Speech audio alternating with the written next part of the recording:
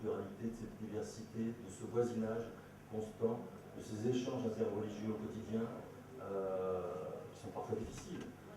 Est-ce qu'on n'interroge pas plutôt la société, ce qu'on veut comme société? Vers quelle société on va? Ça nous oblige, dans tous les cas, à inventer un certain mode de coexistence. Ce qui est très intéressant aujourd'hui, c'est que on assiste à un certain essoufflement de ce qu'on appelle la sécularisation, le fait, au fond, de plus se préoccuper du tout des religions qui seraient susceptibles de nous apporter des normes pour mieux vivre. Et alors c'est vrai que ce que l'on demandait aux religions, on l'a demandé aux sciences, aux techniques, à un avenir radieux sur le plan politique, une société sans classe, que sais-je encore. Et tout cela a apporté bien des déceptions. Donc, ce que les religions peuvent nous apporter, c'est des ressources considérables de sens, incontestablement considérables.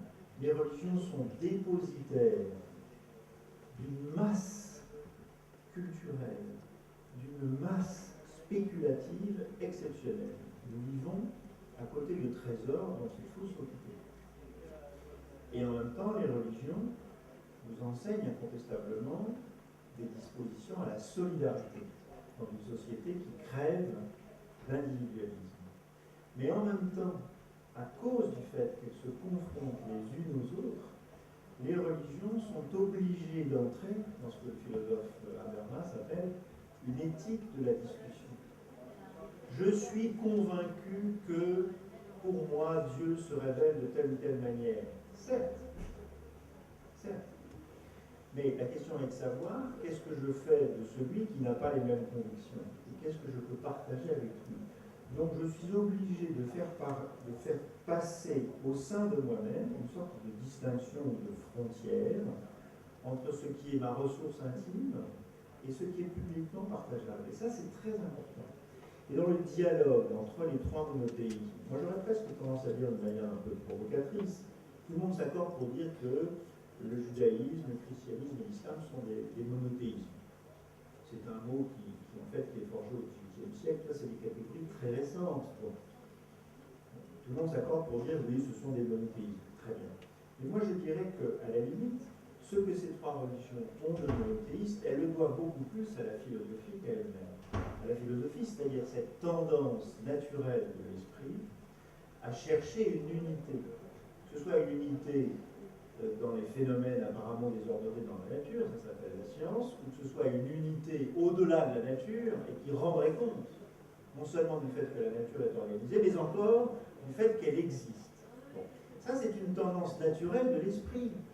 Aristote ou Platon n'ont pas attendu Moïse, Mohammed ou Jésus-Christ pour être monothéistes. Par contre, ce que les monothéismes comme religion nous apportent, c'est quelque chose de très différent. À savoir la conception d'un Dieu personnel. Ça ne veut pas dire forcément individuel, d'un Dieu qui a de braves jambes et une barbe. Un Dieu personnel, ça veut dire un Dieu qui parle. Et donc, dans ces trois grandes traditions religieuses, Dieu parle aux hommes. Simplement, il ne parle pas de la même manière. Pour le judaïsme, Dieu parle à un peuple et ce peuple auquel il parle, il consigne l'histoire de cette relation qu'il a avec son Dieu. Ça s'appelle la Torah. C'est une relation dans tous les sens du terme, comme une relation amoureuse, et c'est une relation au sens de récit. Et le génie du judaïsme, c'est quoi? C'est le fait de garder cette relation et de la relire sans cesse et de l'interpréter à l'infini.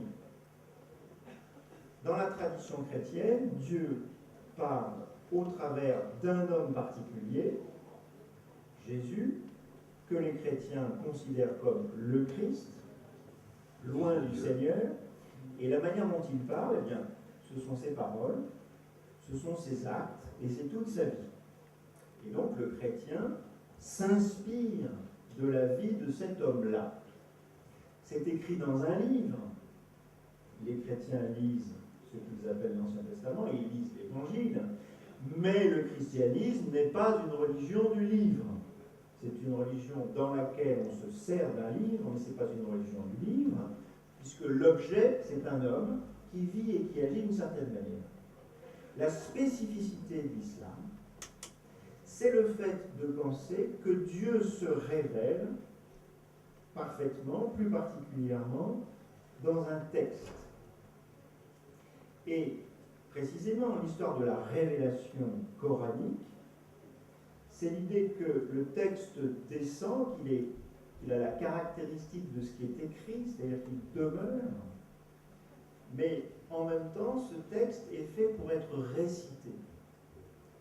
Et donc, dans la tradition et dans la croyance musulmane, le prophète entend dans son propre cœur ou dans la bouche de Djibril, peu importe, il entend des paroles qu'il retient et qu'il va répéter, et que l'on va consigner par écrit, et que ensuite on saura et il faudra réciter.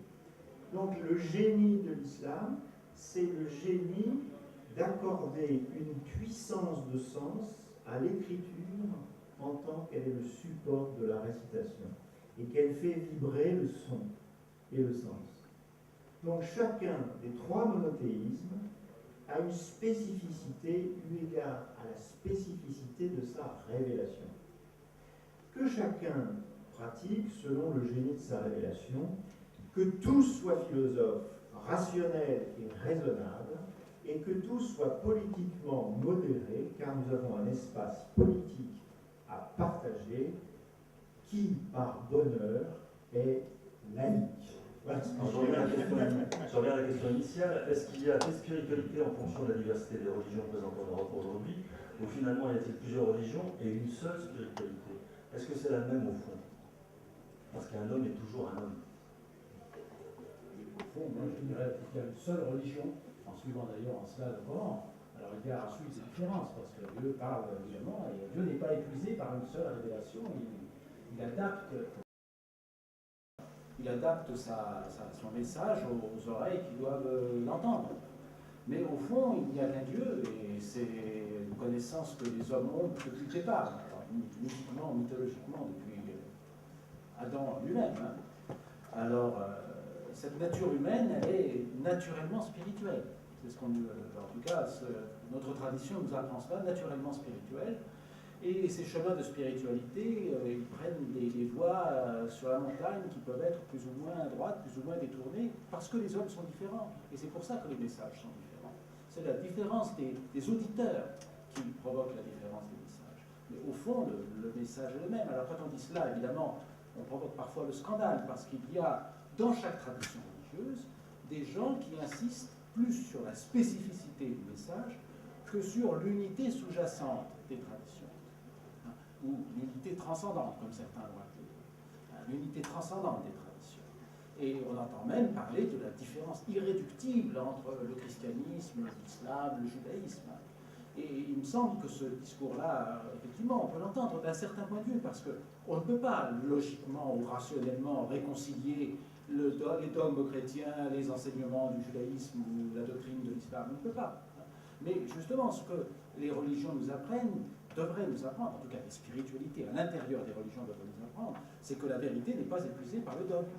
C'est qu'il y a, le dogme est comme une carte ou un panneau indicateur qui nous indique plus ou moins le chemin vers lequel aller, et c'est ensuite effectivement au sujet humain d'explorer cette vérité, de la découvrir par elle-même, parce que on a dans les traditions juives, chrétiennes et musulmanes aussi une tradition mystique et contemplative qui ne devrait pas être une tradition élitiste, qui devrait être suivie par le plus grand nombre, même si historiquement elle était souvent élitiste.